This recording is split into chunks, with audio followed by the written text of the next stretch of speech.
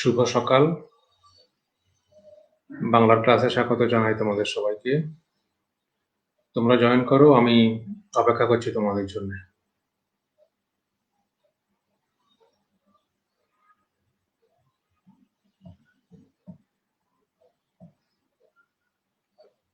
আমাদের আজকের বিষয় হচ্ছে বাংলা ভাষার প্রয়োগ। এটা আমাদের বইয়ের প্রথম অধ্যায়, বাংলা ভাষার প্রয়োগ। একটা অধ্যায়টা খুব বড়, আমরা দেখি সংক্ষেপে কতটুকু আজকের এই 40 মিনিটে শেষ করতে পারি। তোমরা আমার কথা শুনতে পাচ্ছ কিনা? যদি শুনতে পাও তাহলে সবাই তোমাদের রোল নম্বর লিখে উপস্থিতি জানান দাও। আর যদি কোনো প্রশ্ন থাকে তাহলে সেই প্রশ্ন তোমরা করতে পারো, আমি চেষ্টা করব তোমাদের প্রশ্নের জবাব দিতে। বিষয় হচ্ছে বাংলা ভাষার প্রয়োগ। আর নিচে তোমাদের বিষয় কোড এবং ডিপার্টমেন্ট লেখা আছে, সিটিপিটি অর্থাৎ সিভিল, পাওয়ার, কম্পিউটার এবং মেকানিক্যাল টেকনোলজি। আমরা দেখি আমরা আজকে আলোচনায় কি কি আলোচনা করব। আমরা শুরু করতে পারি মনে হয়।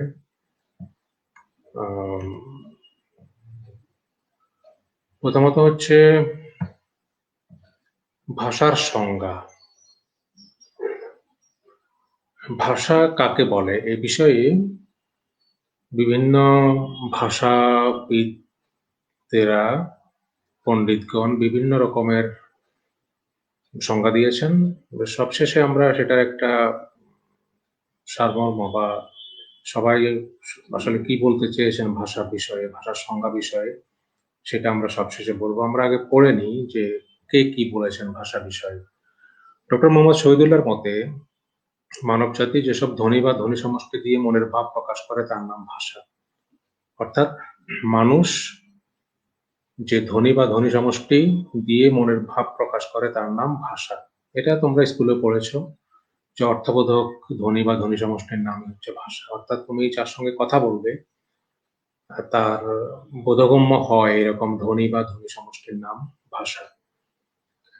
ডক্টর সুনীতি কুমার চট্টোপাধ্যায়ের মতে মনের ভাব প্রকাশের জন্য বাকযন্ত্রের উচ্চারিত ধ্বনির দ্বারা নিষ্পন্ন কোনো বিশেষ জনসমাজে ব্যবহৃত স্বতন্ত্রভাবে অবস্থিত তথা বাক্যে প্রযুক্ত শব্দ সমষ্টিকে ভাষা বলে। সুনীতি কুমার চট্টোপাধ্যায় আরেকটু বিস্তারিতভাবে বলেছেন। তিনি বলেছেন যে বিশেষ জনসমাজে, অর্থাৎ এক এক জনসমাজের ভাষা কিন্তু এক এক রকম। তো সেই বিশেষ জনসমাজের মানুষজন কোনো ধ্বনি দ্বারা নিষ্পন্ন কোনো বাক্য বা শব্দ যখন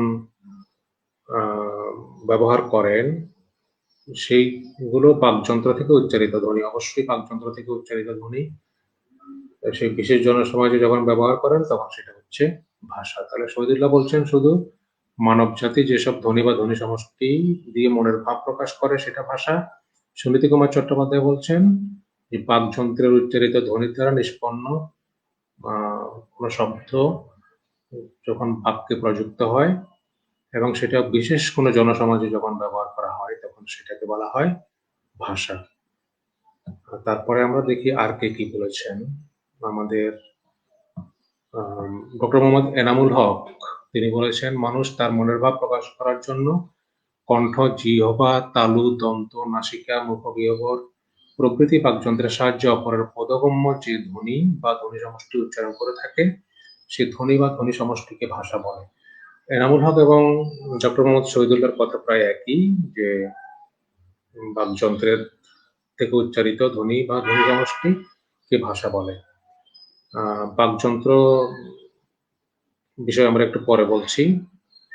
ডক্টর মোহাম্মদ আব্দুল হাইয়ের মতে এক এক সমাজের মানুষের অর্থবোধক ধ্বনি সমষ্টি ভাষা। আব্দুল হাই এবং সুনীতি কুমারের সংজ্ঞাটা প্রায় একই রকম, যে সমাজ এক এক সমাজের মানুষ এক এক রকম ভাবে অর্থবোধক ধ্বনি সমষ্টি ব্যবহার করেন। এক সমাজের মানুষ যে কথাগুলো বলে অন্য সমাজের মানুষ সেটা বুঝতে নাও পারে। সুতরাং এখানে ভাষার ঐক্যের একটা ব্যাপার আছে, অর্থাৎ সমাজের মানুষদের মধ্যে ভাষার এক ধরনের একতা থাকে, তারা একই রকম ভাবে কথা বলে। এক অঞ্চলের ভাষা আরেক অঞ্চলের মানুষ বুঝতে নাও পারে।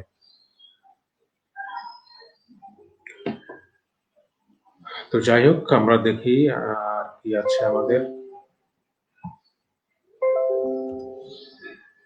এখন আমরা দেখি বাকযন্ত্রটা কি। এটা কি বাঘ ধরার যন্ত্র? বাঘ বাঘ যে যন্ত্র দিয়ে বাঘ শিকার করা হয় সেটাকে কি বাকযন্ত্র বলে? না, এটা আসলে বাক যোগ যন্ত্র। বাক হচ্ছে কথা, বাক, বাক যোগ যন্ত্র। এটা সন্ধির উদাহরণ। সন্ধির উদাহরণ বাক যোগ যন্ত্র, বাকযন্ত্র। কথা বলার সময় মানুষের মুখের ভেতরে ও বাইরের যেসব প্রত্যঙ্গ কাজে লাগে সেগুলোকে বাকযন্ত্র বলে। অর্থাৎ আমরা মুখের ভেতরে এবং বাইরের যে প্রত্যঙ্গগুলো দিয়ে কথা বলি সেগুলোকে বাকযন্ত্র বলে। যেমন ধরো কণ্ঠ, জিহ্বা, তালু, দাঁত, ঠোঁট, নাক, মুখবিহবর ইত্যাদি। এখন তোমার এই বাকযন্ত্রগুলোর যে কোনো একটা যদি অকেজো হয়ে যায়, তোমার কণ্ঠ যদি অকেজো হয়ে যায় তুমি কথা বলতে পারবে না, জিহ্বা অকেজো হয়ে গেলে তুমি কথা বলতে পারবে না, দাঁত যাদের নাই তাদের কথা বলতে সমস্যা হয়, বাতাস বেরিয়ে যায় ফোকলা দাঁতে, ঠোঁট যাদের কাটা তাদেরও একই সমস্যা, নাক বন্ধ হয়ে গেলে, আমাদের যখন সর্দি হয় না, নাক বন্ধ হয়ে যায়, তখন আমরা বিশেষ বিশেষ কিছু ধ্বনি উচ্চারণ করতে পারি না, যেমন রকে তখন আমরা বলি ড। হ্যাঁ, মুখবিহবর ইত্যাদি। তাহলে বাকযন্ত্র দুই ভাগে বিভক্ত, একটা হচ্ছে মুখের ভেতরে আর একটা হচ্ছে মুখের বাইরে। একটা মুখের ভেতরে আর একটা মুখের বাইরে। মুখের ভেতরে গুলো কি কি? সেগুলো হচ্ছে জিহ্বা, তালু, কণ্ঠ, দাঁত এবং মুখবিহবর। আর মুখের বাইরে হচ্ছে তোমার ঠোঁট, নাক ইত্যাদি ইত্যাদি। এগুলো কোনো কারণে যদি সমস্যা হয় তাহলে আমাদের কথা বলতে সমস্যা হয়, কথা বলতে আমাদের অসুবিধা হয়। বাকযন্ত্র। তো এখন আসো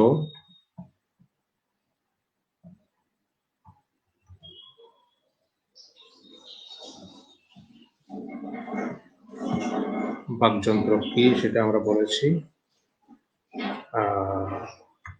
এখন আসো এই বাকযন্ত্র দিয়ে যে আমরা কথা বলি, কথা বলার সময় আমরা এক ধরনের সাউন্ড তৈরি করি। সাউন্ড, ওয়ার্ড নয়, আমরা সাউন্ডকে পরে ওয়ার্ডে পরিণত করি। অর্থাৎ আমাদের গলা থেকে আগে এক ধরনের সাউন্ড তৈরি হয়, সাউন্ড বা শব্দ তৈরি হয়। সেই শব্দকে আমরা আমাদের বাকযন্ত্রের এই অংশগুলোকে দিয়ে কথায় পরিণত করি। যেমন ধরো গরু গরু যে হাম্বা বলে বা কোকিল যে কুহু ডাকে, এটা হচ্ছে এক ধরনের সাউন্ড। আমরা সেই সাউন্ডকে আমাদের বাকযন্ত্রগুলো ব্যবহার করে কথায় পরিণত করি। তো আমরা যে সাউন্ডটা করি সেই সাউন্ডটা আসে কোত্থেকে? তোমরা আমার প্রশ্নের জবাব যদি পারো তাহলে কমেন্ট করতে পারো। আমরা যে সাউন্ড করি সেই সাউন্ড আসে কোত্থেকে? সাউন্ড, শব্দের উৎস কি? তোমরা যারা পদার্থবিজ্ঞান পড়েছো তারা জানবে শব্দের উৎস হচ্ছে কম্পন। অর্থাৎ আমরা যখন কোনো একটা কিছুতে আঘাত করি তখন সেটা কাঁপে আর তখন শব্দ হয়। যেমন স্কুল কলেজের ঘন্টাকে যখন হাতুড়ি দিয়ে বাড়ি দেওয়া হয় তখন সেটা কাঁপে এবং ঘন্টাটা বেজে ওঠে। আর যখন সেটাকে আমরা হাত দিয়ে ধরে ফেলি তখন কম্পন থেমে যায় এবং শব্দ থেমে যায়। তার মানে আমরা যে কথা বলি আমাদের এই কথার উৎস হচ্ছে এক কম্পন। প্রশ্ন হচ্ছে এই কম্পনটা কোত্থেকে তৈরি হয়, কোথায় কাঁপে, আমাদের কি কাঁপে, কি কাঁপলে পরে আমরা কথা বলতে পারি? আমাদের কি জিহ্বা কাঁপে নাকি হাঁটু কাঁপে? কি কাঁপে? আমাদের কাঁপে হচ্ছে আমাদের স্বরতন্ত্রী। আমাদের এই যে গলায় এখানে, এই গলার ভেতরে একটা প্রত্যঙ্গ আছে সেটার নাম হচ্ছে স্বরযন্ত্র। স্বরযন্ত্র। এই স্বরযন্ত্রের ভেতরে তারের মতো দুটো অংশ আছে, দুটো তার। এটাকে বলা হয় ভোকাল কর্ডস। ভোকাল কর্ডস, গিটারের তার যেমন সেরকম তার। এই তারগুলো কাঁপে। এই তারগুলো কাঁপলে পরে শব্দ হয়। শব্দ হলে পরে সেগুলোকে আমরা আমাদের বাকযন্ত্রগুলো ব্যবহার করে কথায় পরিণত করি। এখন প্রশ্ন হচ্ছে এই ভোকাল, গলার ভেতরের এই ভোকাল কর্ডসকে কে কাঁপায়? কাঁপায় কে? আমরা কি এভাবে গলা এভাবে কাঁপাই গিটারের মতো? না। এই কাঁপানোর জন্য এক ধরনের শক্তির দরকার। সেই শক্তিটা আসে কোত্থেকে? শক্তি আসে ফুসফুস থেকে। এটাকে কাঁপায় হচ্ছে বাতাস। বাতাস ফুসফুস থেকে বাতাস বেরিয়ে এই ভোকাল কর্ডসকে কাঁপালে পরে আমরা শব্দ পাই, শব্দ তৈরি করতে পারি, আর সেই শব্দগুলোকে আমাদের বাকযন্ত্র ব্যবহার করে আমরা কথায় পরিণত করি। এই যে পুরো প্রক্রিয়াটা, এটা খুব জটিল একটা প্রক্রিয়া, যে মস্তিষ্ক আমাদেরকে, আমরা যখন কথা বলার সিদ্ধান্ত নেই বা কথা বলার চিন্তা করি, তখন মস্তিষ্ক ফুসফুসকে প্রয়োজনীয় বার্তা পৌঁছে দেয়, বার্তা পাঠায়। ফুসফুস তখন বাতাস পাঠায় ভোকাল কর্ডসে, ভোকাল কর্ডস কাঁপে, আর আমরা আমাদের বাকযন্ত্র দিয়ে কথা বলতে পারি। জটিল প্রক্রিয়া, কিন্তু এটা মুহূর্তে হয়ে যায়। এই পুরোটা মুহূর্তে হয়ে যায় এই প্রক্রিয়াটা। তাহলে আমাদের কথা বলার জন্য আমাদের বাকযন্ত্রের মাধ্যমে কথা বলি, কিন্তু সাউন্ডটা তৈরি হয় আমাদের গলার ভেতরে স্বরতন্ত্রীতে, ভোকাল কর্ডস বলে এটাকে, এবং স্বরতন্ত্রীকে কাঁপায় হচ্ছে ফুসফুস তাড়িত বাতাস।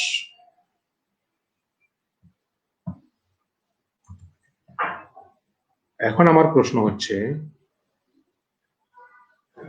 এই যে বাকযন্ত্রের কথা বললাম বা ভোকাল কর্ডসের কথা বললাম বা ফুসফুসের কথা বললাম, এগুলো তো পশু পাখিরও আছে।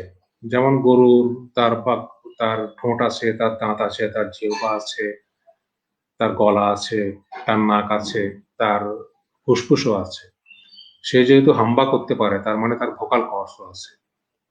যদি সবকিছু থেকে থাকে, তাহলে গরু ছাগল বা পশু পাখি কথা বলতে পারে না কেন? তোমাদের কারো কি এই প্রশ্নটা মনে হয়েছে কখনো, যে কেন সবকিছু থাকার পরেও গরু ছাগল বা পশু পাখি কথা বলতে পারে না? তোমাদের যদি উত্তর জানা থাকে কমেন্টে উত্তর করতে পারো। আর আমরা এভাবে একটু বলে নিই যে গরু ছাগল যদি কথা বলতে পারতো তাহলে কি অবস্থা হতো। ধরো গরু কথা বলে, তাহলে সে সভ্য হয়ে যেত, তাহলে সে মানুষের সঙ্গে বন্ধুত্ব হতো তার, মানুষ যা যা করে সেও তা তা করতো। গরু ছাগল পড়াশোনা করতো, তাদের জন্য আলাদা স্কুল কলেজ থাকতো। আজকে আমরা যেরকম অনলাইনে তোমাদেরকে ক্লাস নিচ্ছি, ওরা অনলাইনে ক্লাস করতো। তো ওরা যদি সভ্য হয়ে যেত, তাহলে মানুষের জন্য সেটা হতো বিপদের। কারণ আমরা তো পৃথিবীকে এককভাবে রাজত্ব করছি, আমাদের প্রতিদ্বন্দ্বী যদি এসে যেত তাহলে পৃথিবীটা আসলে অস্থির হয়ে যেত। আমাদের সৌভাগ্য যে সৃষ্টিকর্তা তাদেরকে, গরু ছাগলকে কথা বলার শক্তিটা দেননি। কিন্তু কথা হচ্ছে সবকিছু থাকার পরেও তারা কেন কথা বলতে পারে না? বাকযন্ত্র নেই না, বাকযন্ত্র তাদের আছে, তাদের বাকযন্ত্র আছে, তাদের যেটা নেই সেটা হচ্ছে বাকযন্ত্র ব্যবহার করার মতো বুদ্ধি তাদের নেই। মানুষের যে বুদ্ধি আছে, মানুষ বুদ্ধিমান প্রাণী, কিন্তু পশু পাখি বাকযন্ত্র ব্যবহার করার সেই বুদ্ধি নেই। ওদের মধ্যে যে কথা হয় সেটা আসলে সেটাকে আমরা ভাষা বলবো না, কারণ আমাদের ভাষার সংজ্ঞাতেই বলা আছে যে ভাষা শুধুমাত্র মানুষের ক্ষেত্রে প্রযোজ্য। মানুষ তার মনের ভাব প্রকাশ করবার জন্য যে ধ্বনি বা ধ্বনি সমষ্টি ব্যবহার করে সেটা হচ্ছে ভাষা। তাহলে ভাষা শুধু মানুষের বেলায় প্রযোজ্য। পশু পাখি তাদের নিজেদের মধ্যে যে যে ভাষা বা যে ভাব বিনিময় বা যে মত বিনিময় করে, আর সেটাকে আমরা ভাষা হিসেবে বলছি না। আমরা বলছি যে মানুষের মতো তারা কথা বলতে পারে না কেন? তাদের সকল বাকযন্ত্র এবং ফুসফুস থাকার পরেও। তার কারণ হচ্ছে তাদের আসলে কথা বলার মতো বুদ্ধি নেই। এই বাকযন্ত্রগুলো ব্যবহার করে কথা বলার মতো যে বুদ্ধি, মস্তিষ্ক, যেটা তাদের, সেই মস্তিষ্ক সেই কাজটুকু করতে পারে না। সেজন্য তারা কথা বলতে পারে না।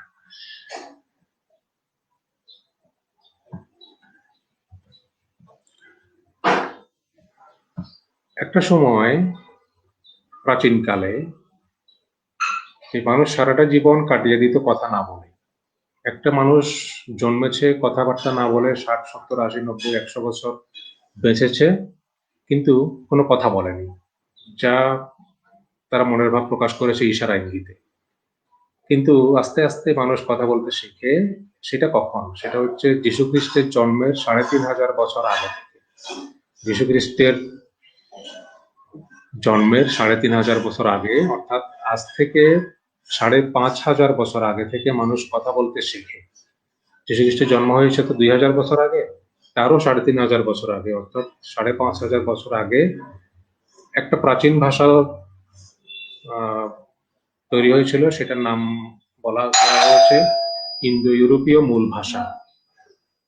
ইন্দো ইউরোপীয় মূল ভাষা থেকেই আসলে মূলত ভাষাগুলোর সৃষ্টি। সেই মূল ভাষা প্রথমে দুইটা ধারায় বিভক্ত হয়েছে, একটাকে বলা হয়েছে কেন্তুম আর একটাকে বলা হয়েছে শতম। আমরা যে আজকে বাংলা ভাষা ব্যবহার করছি এটা শতম ধারার অন্তর্ভুক্ত, শতম ধারা থেকে এসছে। এই শতমের পরে এসছে আর্য, আর্য থেকে সংস্কৃত, সংস্কৃত থেকে প্রাকৃত। এটা হচ্ছে ভাষার যে বিবর্তন, ভাষার যে ধারাবাহিকতা, সেটা হচ্ছে এরকম যে ইন্দো ইউরোপীয় মূল ভাষা দুই ভাগে বিভক্ত হয়ে গেছে। প্রথমে এসছে একটা ছিল কেন্তুম আর একটা হচ্ছে শতম। আমাদের বাংলাটা হচ্ছে শতম ধারার অন্তর্ভুক্ত, শতম, আর্য আর সংস্কৃত, প্রাকৃত। হ্যাঁ, ময়না পাখি কিভাবে কথা বলে? আসলে ময়না পাখি কথা বলে না, ওইটা শেখানো বুলি। ওদের বুদ্ধি আসলে নেই, ওদেরকে এক ধরনের বুলি শেখানো হয়, ওইটা আসলে কথা নয়।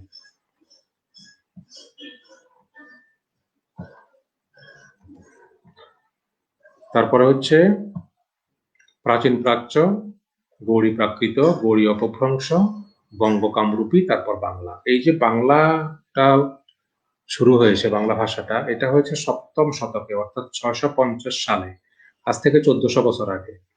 আজ থেকে 1400 বছর আগের যে বাংলা, সেটা প্রাচীন বাংলা। আর সেই প্রাচীন বাংলার নিদর্শন হচ্ছে চর্যাপদ। তোমরা যদি চর্যাপদ পড়ে দেখো তাহলে দেখবে যে আসলে কিছুই বুঝতে পারছো না। তার মানে আজকে আমরা যে বাংলা ভাষায় কথা বলছি, প্রাচীন বাংলা সেরকম ছিল না। কারণ হচ্ছে কারণ হচ্ছে ভাষা সবসময় গতিশীল, প্রবহমান, নদীর মতো প্রবাহিত হয়। ভাষা যেখানে বাধাপ্রাপ্ত হয় সেখানে সে বাঁক নেয়, বাঁক নিয়ে অন্যদিকে চলে যায় এবং ভাষা এই প্রবাহের সময় সে নতুন নতুন শব্দকে গ্রহণ করে এবং পুরনো শব্দগুলোকে বাদ দেয়। তাহলে আমরা আজকে 2021 সালে যে বাংলায় কথা বলছি, আজ থেকে 100 বছর আগেও কিন্তু সেরকম বাংলায় মানুষ কথা বলতো না। তারা অনেক শব্দ ব্যবহার করতো যেগুলো আমরা এখন করি না। আবার আমরা অনেক শব্দ ব্যবহার করি যেগুলো তারা করতো না। এবং আজ থেকে 100 বছর পরেও আজকে আমরা যে ভাষাগুলো, যে শব্দগুলো ব্যবহার করছি বাংলায়, সেগুলো 100 বছর পরে অনেকগুলো পরিবর্তিত হয়ে যাবে, অনেকগুলো হারিয়ে যাবে, আবার নতুন নতুন শব্দ যুক্ত হবে। যেমন আজকে আমরা এই যে অনলাইন বলছি, ফেসবুক বলছি, আমরা জুম বলছি, এগুলো ইন্টারনেট বলছি, এগুলো কিন্তু একসময় ভাষায় ছিল না। আজ থেকে তোমার 20-30 বছর আগেও এই শব্দগুলো ছিল একেবারেই অপরিচিত, একেবারেই অজানা। এই শব্দগুলো আমরা এখন ব্যবহার করছি। আবার ধরো আজ থেকে ধরো 30-40 বছর আগে আমাদের বাবা বা আমাদের দাদা যে শব্দগুলো ব্যবহার করতেন, সেই সবগুলো শব্দ কিন্তু আমরা এখন ব্যবহার করি না। যেমন একসময় আমার আব্বা শার্টকে বলতেন কোর্তা। কোর্তা শব্দটা এখন আমরা তেমন ভাবে ব্যবহার করি না। রুমালকে বলতেন ডুমা, আমরা সেই ডুমা শব্দটা এখন ব্যবহার করি না। আমরা নতুন নতুন শব্দ যুক্ত হচ্ছে বাংলায়, পুরোনো শব্দগুলো হারিয়ে যাচ্ছে। তো সেই জন্য ভাষা হচ্ছে প্রবহমান। বাংলা 650 খ্রিস্টাব্দে খ্রিস্টাব্দ থেকে বাংলা শুরু হয়েছে ঠিক, কিন্তু তখনকার বাংলা আর এখনকার বাংলার মধ্যে অনেক পার্থক্য আছে। এখন আমার একটা প্রশ্ন, যে এই অঞ্চলের মানুষ বাংলায় কথা বলতে শেখে হচ্ছে 650 খ্রিস্টাব্দে, তাহলে 650 খ্রিস্টাব্দের আগে এই অঞ্চলের মানুষ কথা বলতো কিভাবে? বাংলা ভাষা প্রবর্তন হওয়ার আগে এই অঞ্চলের মানুষ কথা বলতো কিভাবে? তোমাদের যদি উত্তর জানা থাকে তাহলে কমেন্ট করো। এই অঞ্চলের মানুষ বাংলা ভাষা প্রবর্তিত হওয়ার আগে এই অঞ্চলের মানুষ কথা বলতো কিভাবে? ইশারা ইঙ্গিতে? না, ইশারা ইঙ্গিতে কেন কথা বলবো? ইশারা ইঙ্গিতের যুগ তো সেই 5,500 বছর আগে শেষ। এই অঞ্চলের মানুষ তখন ঠিক বাংলার আগের রূপটাতে, অর্থাৎ বঙ্গ কামরূপী ভাষায় কথা বলতো। তার আগে কথা বলতো গৌড়ী অপভ্রংশ ভাষায়, তার আগে কথা বলতো গৌড়ী প্রাকৃত ভাষায়, তার আগে কথা বলতো প্রাচীন প্রাচ্যে। ভারতীয় আর্য ভাষায় ঠিক আছে, কিন্তু ভারতীয় আর্য ভাষা থেকে ইংলিশ না, ইংলিশ তো অন্য ধারার ভাষা। ভারতীয় আর্য ভাষা থেকে এটা আরো আরো পরিবর্তিত হয়েছে, পরে প্রাচীন প্রাচ্য হয়েছে, গৌড়ী প্রাকৃত হয়েছে, গৌড়ী অপভ্রংশ হয়েছে, বঙ্গ কামরূপী হয়েছে। তাহলে বাংলা ভাষার এই যে ধারাটা, তার আগের ধারায় অর্থাৎ বঙ্গ কামরূপীতেই তারা কথা বলতো। ইশারা ইঙ্গিতে তো অবশ্যই নয়, কারণ ইশারা ইঙ্গিতের যুগ সেই ৫,৫০০ বছর আগেই শেষ হয়ে গেছে।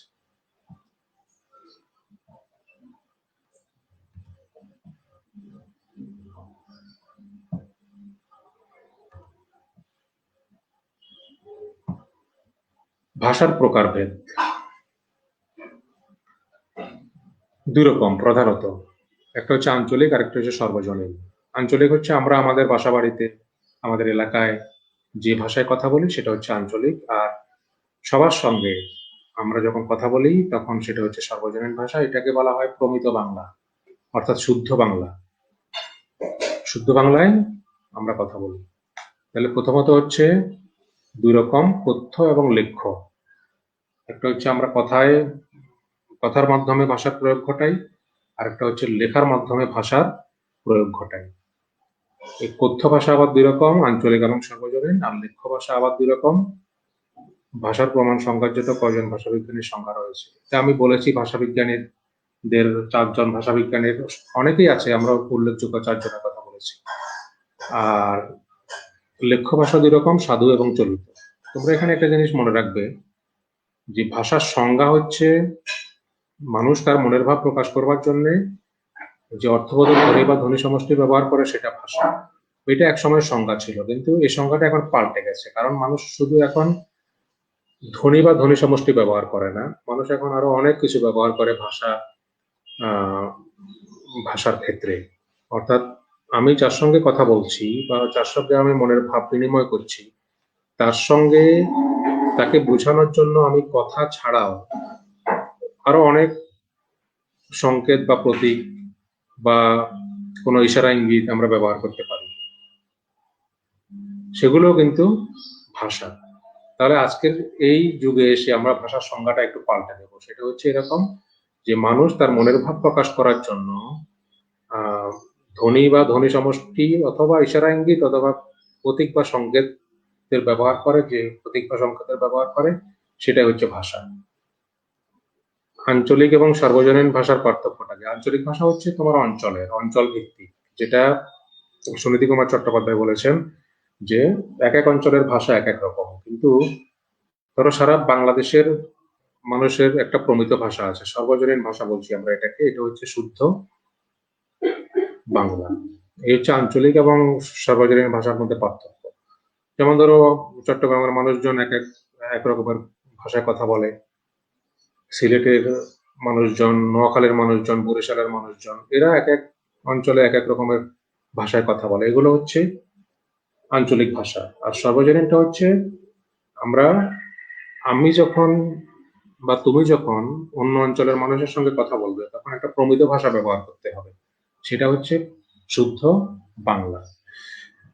আর লেখ্য ভাষা ২ রকম, সাধু এবং চলিত। আমরা সাধু এবং চলিত সম্পর্কে একটু পরে আলোচনা করব।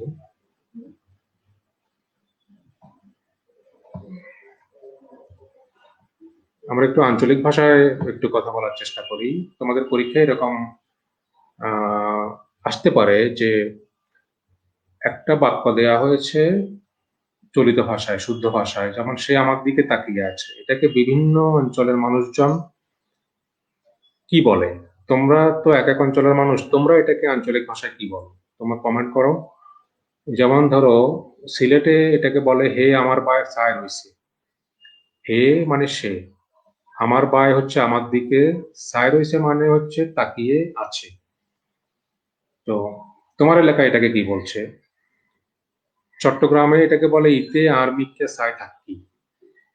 ইতে আরবিকা ছায় থাকি। ইতে মানে হচ্ছে সে, আরমিকা হচ্ছে আমার দিকে, ছায় থাকি মানে হচ্ছে তাকিয়ে আছে। আর নোয়াখালীতে এটাকে বলে হেতে আর মই রেনে রইছি। হেতে মানে সে, আর মই মানে হচ্ছে আমার দিকে, রেনি রইছে মানে হচ্ছে তাকিয়ে আছে। তোমরা এটাকে কি বলো?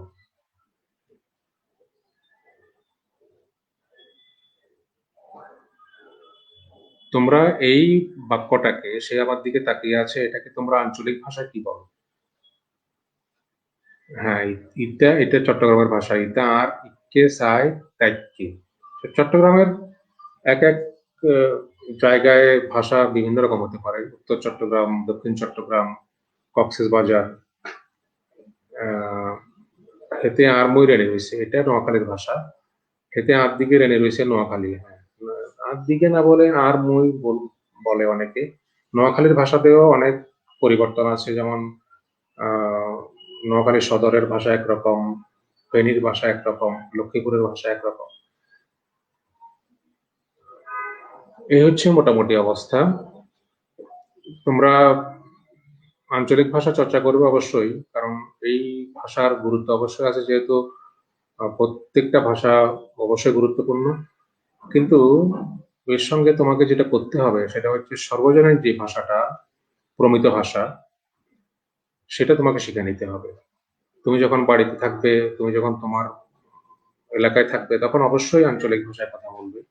কিন্তু যখন তুমি সবার সঙ্গে কথা বলবে, বিশেষ করে ক্লাসে বা কোনো মিটিং এ বা বন্ধু বান্ধবদের আড্ডায়, তখন তুমি অবশ্যই শুদ্ধ ভাষায় তোমাকে কথা বলতে হবে। একজন বলেছে যে চর্যাপদ আর চর্যা গীতিকা মধ্যে পার্থক্য কি? আসলে কোনো পার্থক্য নেই, এটা একই জিনিস। চর্যাপদ আর গীতিকা একই জিনিস।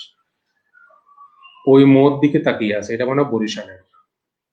হিয়া আর্মিকা চায় চায় রয়েছে, এটা সন্দীপের। সন্দীপের ভাষাটা অনেকটা নোয়াখালীর মতোই চায় রয়েছে। হিঙ্গা আর দিকে রেনে রয়েছে। এটা এটা কোন অঞ্চলের ভাষা? তোমরা অঞ্চলটা একটু যদি বলে দিতে। এই বেটা মোর ধারে ছাইয়া রয়েছে, এটা মনে হয় বরিশালের। এই বেটা এই বেটা মোর দ্বারে, হ্যাঁ, বরিশালের মোর দ্বারে বলে ছাইয়া রয়েছে। তারপরে হচ্ছে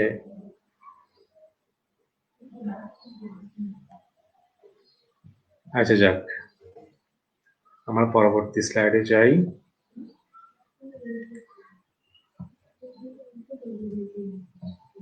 আমরা এখন একটু সাধু এবং চলিতের পার্থক্যটুকু একটু দেখে নিই। তোমরা স্কুলেও পড়েছো সম্ভবত। সাধু এবং চলিত ভাষায় মূলত যে পার্থক্য হয় সেটা হচ্ছে দুটো ক্ষেত্রে। একটা হচ্ছে ক্রিয়াপদ আর একটা হচ্ছে সর্বনাম পদ। ক্রিয়াপদ এবং সর্বনাম পদের বিস্তৃত রূপ বসে সাধু ভাষায় আর সংক্ষিপ্ত রূপ বসে চলিত ভাষায়। আর একটা পার্থক্য আছে, সাধু ভাষায় তৎসম শব্দের ব্যবহার বেশি। তৎসম মানে হচ্ছে তার সমান, অর্থাৎ যে শব্দগুলো সংস্কৃত ভাষা থেকে এসছে সেগুলোকে বলা হয় তৎসম। আর চলিত ভাষায় অর্থতৎসম, তদ্ভব, এই শব্দগুলোর ব্যবহার বেশি। এখানে এই তিনটা বিষয় তোমরা খেয়াল রাখবে। একটা হচ্ছে সংস্কৃত ভাষা, সাধু ভাষায় সংস্কৃত ভাষার ব্যবহার বেশি, চলিত ভাষায় সংস্কৃত ভাষার ব্যবহার নাই। সাধু ভাষায় ক্রিয়াপদের সংক্ষিপ্ত রূপ বসে, বিস্তৃত রূপ বসে, আর চলিত ভাষায় ক্রিয়াপদের সংক্ষিপ্ত রূপ বসে। সাধু ভাষায় সর্বনাম পদের বিস্তৃত রূপ বসে, ক্রিয়াপদের সংক্ষিপ্ত রূপ বসে। যেমন ধরো, সাধু ভাষায় যদি হয় চন্দ্র, চলিত ভাষায় সেটা হবে চাঁদ। সাধু ভাষায় যদি হয় গৃহিণী, চলিত ভাষায় সেটা হবে গিন্নি। সাধু ভাষায় যদি হয় গৃহ, চলিত ভাষায় সেটা হবে ঘর। তারপরে ক্রিয়াপদ, যেমন ধরো সাধু ভাষায় যদি হয় করিয়াছি, চলিত ভাষায় সেটা হবে করেছি। সাধু ভাষায় যদি হয় করিতেছি, চলিত ভাষায় সেটা হবে করছি। সাধু ভাষায় যদি হয় তাহারা, চলিত ভাষায় সেটা হবে তারা। সাধু ভাষায় যদি হয় আমাদিগকে, চলিত ভাষায় সেটা হবে আমাদেরকে। এরকম এখানে রবীন্দ্রনাথ ঠাকুরের ক্ষুদিত পাষাণ গল্পের একটা উদাহরণ দেওয়া আছে, যেটা সাধু রূপে তিনি লিখেছেন। হেইতে আমার দিকে চাইয়া রয়েছে, এটা কোন অঞ্চলের ভাষা একটু বলে দিই। সাধুরূপ রবীন্দ্রনাথ ঠাকুরের একটা উদাহরণ দিচ্ছি। এইরূপে আমার আরব্য উপন্যাসের এক রাত্রি অকস্মাৎ শেষ হইয়াছে, কিন্তু এখনো ১০০ রজনী বাকি আছে।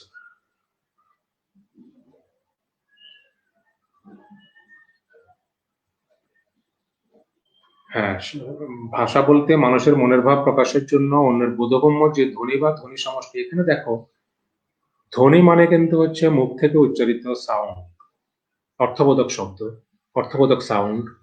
এখন মুখ থেকে উচ্চারিত সাউন্ড ছাড়াও তো মানুষ মনের ভাব প্রকাশ করতে পারে, যখন লিখে প্রকাশ করতে পারে, কোনো প্রতীকের মাধ্যমে প্রকাশ করতে পারে, ইশারা ইঙ্গিতের মাধ্যমে প্রকাশ করতে পারে। সুতরাং এই সংজ্ঞাটাকে তুমি আরেকটু পরিবর্তন করো, যে মানুষ মনের ভাব প্রকাশ করার জন্য ধ্বনি, ধ্বনি সমষ্টি, লিখিত মাধ্যম, প্রতীক বা ইশারা ইঙ্গিত। যেমন ধরো আজকাল ফেসবুকে আমরা বিভিন্ন ইমো ব্যবহার করে আমাদের আমাদের মনের ভাব প্রকাশ করি। আমরা লাইক দিই, আমরা লাভ দিই, আমরা কেয়ার দিই, তারপর ব্যবহার করি, স্যাড ব্যবহার করি। এটাও তো এক ধরনের ভাষা। এই প্রতীকগুলো কিন্তু এক ধরনের ভাষা। সুতরাং আমরা প্রতীক, ইশারা ইঙ্গিত, লিখিত মাধ্যম, এই সবগুলোই আমরা আমাদের ভাষার সংজ্ঞায় উল্লেখ করব। তাহলে সংক্ষেপে এরকম ভাবে বলবো যে মানুষ তার মনের ভাব প্রকাশ করবার জন্য ধ্বনি, লেখা, প্রতীক, সংকেত ব্যবহার করে, যেটা অপরের বোধগম্য, সেটা হচ্ছে ভাষা। কিন্তু তুমি এমন একটা প্রতীক ব্যবহার করলে যেটা, আর তুমি যার সঙ্গে কথা বলছো বা যার সঙ্গে ভাব বিনিময় করছো সে বুঝলো না, তাহলে সেটা কিন্তু ভাষা হবে না। ভাষার প্রথম শর্ত হচ্ছে তুমি যার সঙ্গে কথা বলছো সেটা তাকে বুঝতে হবে। এখন সেই বোঝাবুঝি যদি ইশারা ইঙ্গিতে হয় তাহলে সেটাও ভাষা। এগুলো মুখস্থ করবো কেমনে? এগুলো মুখস্থ করার দরকার নেই, এগুলো বুঝলেই হবে। এইরূপে আমার আরব্য উপন্যাসের এক রাত্রি অকস্মাৎ শেষ হইয়াছে, কিন্তু এখনো ১০০ রজনী বাকি আছে। এটা হচ্ছে রবীন্দ্রনাথ ঠাকুরের একটা গল্প, ক্ষুধিত পাষাণের একটা উদাহরণ সাধু ভাষায়। আমরা এটাকে চলিত রূপ দিতে পারি এরকম, এই রূপে আমরা বলতে পারি এভাবে: আমার আরব্য উপন্যাসের এক রাত্রি, এক রাত্রিকে বলতে পারি আমরা এক রাত, অকস্মাৎকে বলতে পারি হঠাৎ, শেষ হইয়াছে কে বলতে পারি শেষ হয়েছে, কিন্তু এখনো ১০০ রজনী বাকি আছে। ১০০ রজনীকে আমরা বলতে পারি ১০০০ রাত। একজন প্রশ্ন করেছে যে এই প্রশ্নগুলো কি, মোহাম্মদ জুবাইর আহমেদ, এই প্রশ্নগুলো কি সংক্ষিপ্ত উত্তর হিসেবে আসবে? তোমাদের ৩ ধরনের প্রশ্ন হয়: সংক্ষিপ্ত, অতি সংক্ষিপ্ত এবং রচনামূলক।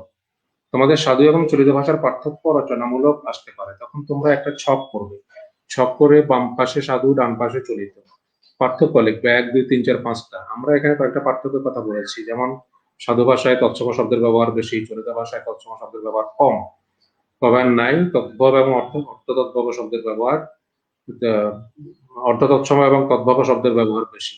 ২, সাধু ভাষায় ক্রিয়াপদের বিস্তৃত রূপ বসে, একটা উদাহরণ দেবে। চলিত ভাষায় ক্রিয়াপদের সংক্ষিপ্ত রূপ বসে।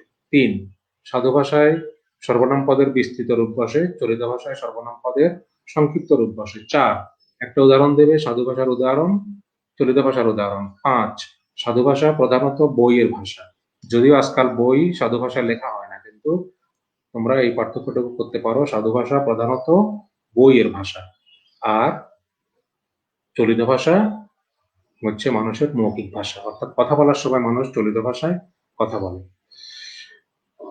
কখন পরীক্ষা হতে পারে সে বিষয়ে আমি জানি না, কেউ জানে না আসলে। যখন পরীক্ষা হবে তখন তোমরা সবাই সেটা জানতে পারবে। তাহলে আমরা এইটাকে, যে সাধু ভাষার যে উদাহরণ, এটাকে আমরা চলিততে রূপ দেব। সেটা কিরকম? সেটা হচ্ছে এরকম যে এভাবে আমার আরব্য উপন্যাসের এক রাত হঠাৎ শেষ হয়েছে।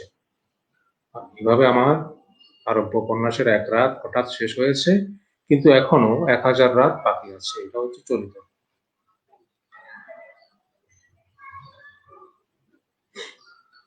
লাস্ট লাইনটি চলিত রূপে আছে মনে হয় কোনটা? রবীন্দ্রনাথ ঠাকুরের? দেখি আমরা একটু। কিন্তু এখনো ১০০ রজনী না, ১০০ রজনী এটাকে বলা হয়, আমরা সাধুতে বলবো ১০০০ রাত বাকি আছে।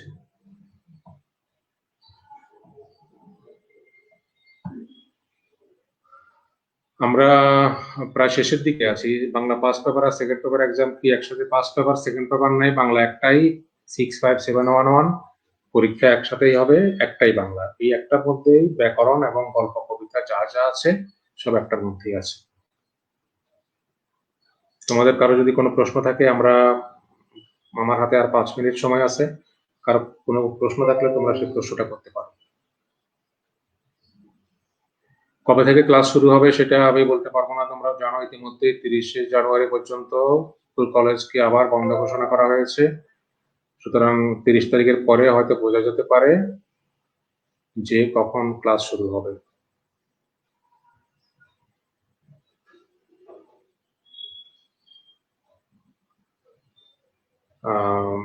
কারো কোনো প্রশ্ন থাকলে করতে পারো, হাতে সময় আছে 5 মিনিট। তাহলে আমরা যেটা পড়লাম আজকে, ভাষার সংজ্ঞা, ভাষার ক্রম বিকাশ বা ভাষার উৎপত্তি, ভাষার প্রকারভেদ, বাকযন্ত্র, সাধু চলিতের পার্থক্য, আঞ্চলিক ভাষার উদাহরণ। সিলেবাসটা আমি দিয়েছি তোমাদেরকে, সিলেবাস আমি তোমাদেরকে একটা ক্লাসে দিয়েছি, দিয়ে না থাকলে সেটা আমি দেবো তোমাদের তোমাদের গ্রুপে, আমি সেটা আপলোড করে দেবো। মোট কত মার্কের এক্সাম হবে এটা আসলে বলা হয়েছে সম্ভবত, মোট হচ্ছে 200 নম্বর। এর মধ্যে লিখিত পরীক্ষা হবে 90 নম্বরের, বাকিগুলো হচ্ছে তোমাদের ক্লাস টেস্ট, কুইজ টেস্ট, পর্বমধ্য এবং ব্যবহারিক। লিখিত পরীক্ষা 90 নম্বরের, সময় 3 ঘন্টা। সাধু এবং চলিত ভাষা সম্পর্কে আরেকটু বিস্তারিত বলেন। আরেকটু বিস্তারিত বলেছি যে প্রধানত 4-5টা পার্থক্য, এটা আমি বলেছি, তুমি ভিডিওটা আরেকবার একটু দেখে নিও।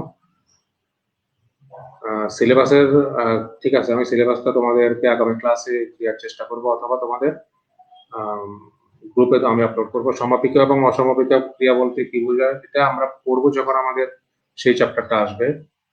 আর বাংলা পড়াটা অনেক ভালো লাগছে, এটা তো বাংলা তো ভালো লাগবে, এখানে তো অঙ্ক নাই যে তোমাদের মাথা খাটাতে হবে। গ্রুপে আমি সিলেবাস পোস্ট করে দেবো, আমার হাতে সময় খুব কম। আমি তোমাদের বাড়ির কাজটা দিচ্ছি। বাড়ির কাজ হচ্ছে আগামী ক্লাসে আমরা পত্র রচনা সম্পর্কে আলোচনা করব। তোমাদের বাড়ির কাজ হচ্ছে তোমাদের বইয়ে পত্র রচনার যে অধ্যায়টা আছে